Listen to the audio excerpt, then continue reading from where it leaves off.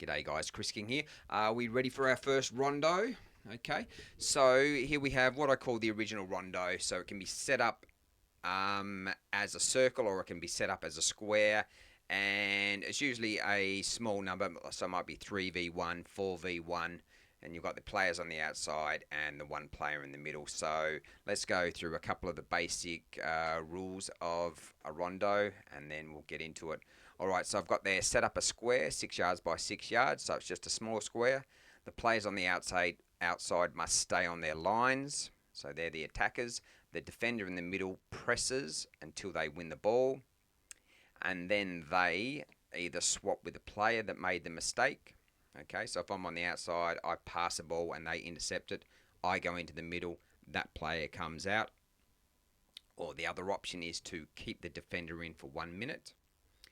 And then the third option there is to swap the defender once they win the ball 3 times. Alright, so you've got 3 different options there. So let's play it so that you can see it in action, and I'll talk you through a few things as it goes. Okay, so I've got the 4 players on the outside. Whites, 1, 2, 3, 4. And then you've got black 1 is in the middle, and you've got plenty of balls around the outside as well, so that the game can continue.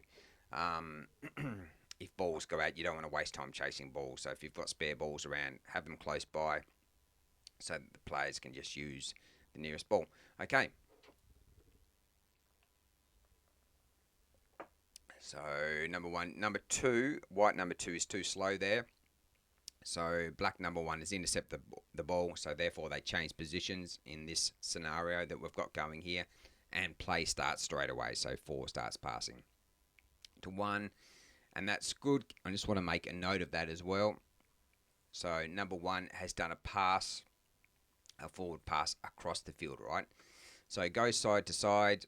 That's fantastic. You keep possession, but if you can split it, if you can pass it across there, that's even better.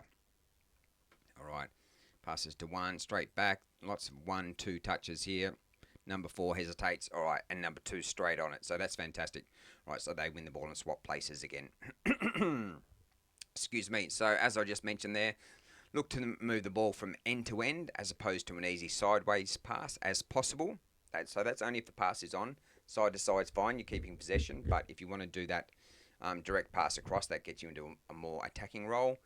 And play to your teammate's back foot. So that is their furthest foot from you. So you want to pass to their back foot so that they've got 2 options to pass. They can therefore pass it forward or they can pass it back to you. If you pass to their nearest foot, it kind of closes their body shape. Alright, so their body is an open stance, and therefore usually they can only come back to you, so it cuts down their options. So get in the habit of getting your players to pass to their teammate's furthest foot, which I call the back foot. And I've just got variations there, so you can play 3v1, 4v2, 5v2, 10v2, whatever you want, alright? So as long as it's an overload, so as long as you've got 1 or 2 players in the middle and then a larger amount of players on the outside.